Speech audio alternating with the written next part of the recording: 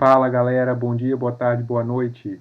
Hoje nós vamos continuar dando os nossos primeiros passos no estudo da termodinâmica, dessa vez definindo uma quantidade fundamental para a termodinâmica, que é o calor, e falando sobre algumas das consequências que uma troca de calor pode provocar num sistema material.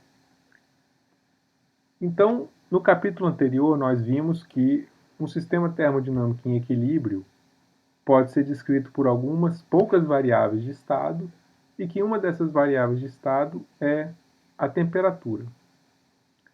E nós vimos também que quando nós colocamos esses sistemas a temperaturas distintas para interagir, quando nós permitimos que eles troquem energia entre si, essa interação vai acontecer até que se estabeleça um novo estado de equilíbrio, e esse novo estado de equilíbrio tem a peculiaridade de que a temperatura de todos os sistemas é igual. Então, sistemas com temperaturas distintas são postos a interagir para trocar energia, e eles trocam energia até que a temperatura se iguale. Essa energia que é trocada entre sistemas a temperaturas distintas é o que nós chamamos de calor. Então, eu já estou falando para vocês, desde já, que o calor é uma forma de energia, porque esse é o conhecimento que já está solidificado hoje em dia. Mas nem sempre foi assim. Principalmente no século XVII, XVIII e até meados do século XIX, havia uma discussão sobre qual seria a natureza do calor. E muitas pessoas advogavam pela tese de que o calor seria uma forma de matéria, seria um fluido imperceptível, um fluido imaterial, talvez, que não se sabia muito bem, mas um fluido que fluía do corpo mais quente para o corpo mais frio. E aí, quando esse fluido saía do corpo quente, diminuía a temperatura, chegava no corpo que estava mais frio e aumentava a sua temperatura. Esse fluido era chamado de calórico.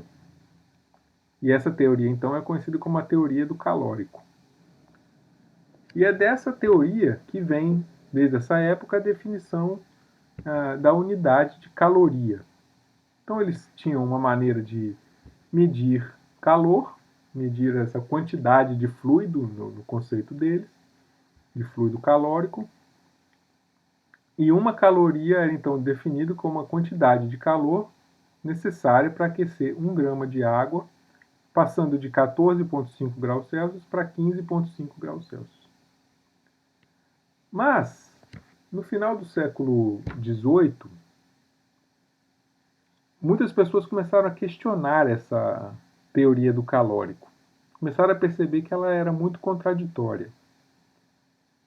Uma dessas pessoas que fez um experimento muito importante nessa crítica à teoria do calórico foi o Conde de Rumford. Ele era responsável por vistoriar a produção de canhões.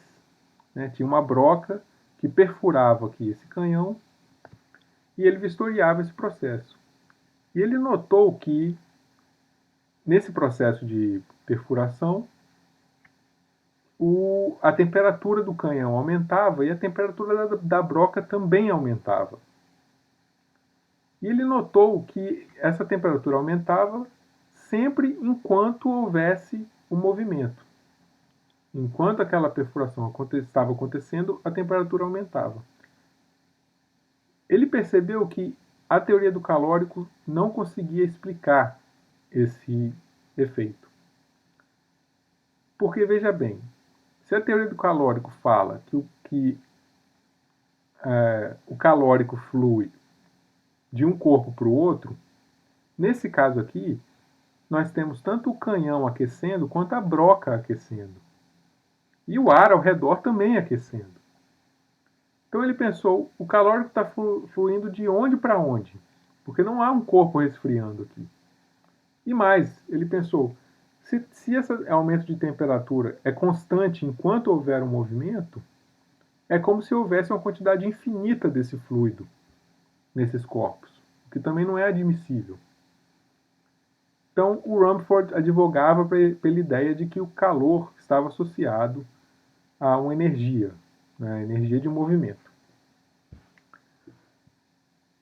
Apesar dessas propostas do Rumford, essa tese não foi totalmente abraçada imediatamente, até que, finalmente, nos anos 1840, um cientista muito prolífico, que na verdade era um mestre cervejeiro, que usava os materiais na fabricação de cerveja, os termômetros, né, que eram super precisos. Ele começou a usar esse material para fins científicos. Ele fez uma série de experimentos que mostraram definitivamente que o calor é uma forma de energia. Um desses experimentos está desenhado aqui.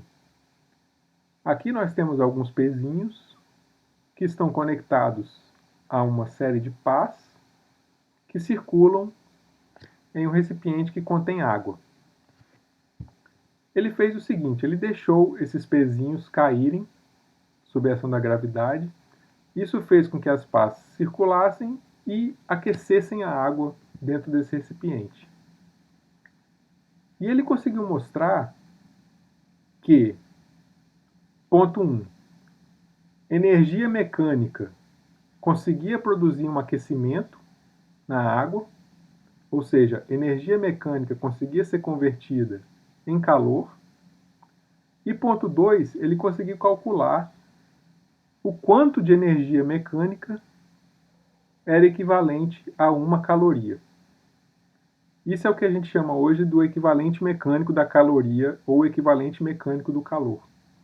Então não importava como ele fazia o experimento, ele sempre obtinha que ele precisava de 4,186 joules para realizar o aumento de temperatura na água, que seria equivalente a uma caloria.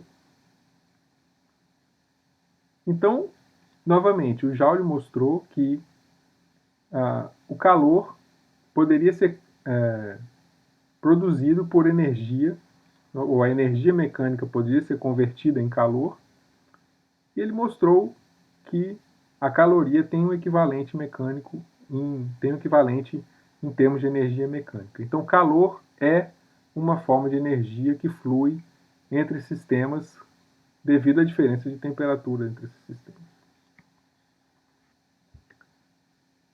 Aqui vale a pena a gente fazer uma pausa para enfatizar uma diferença muito importante.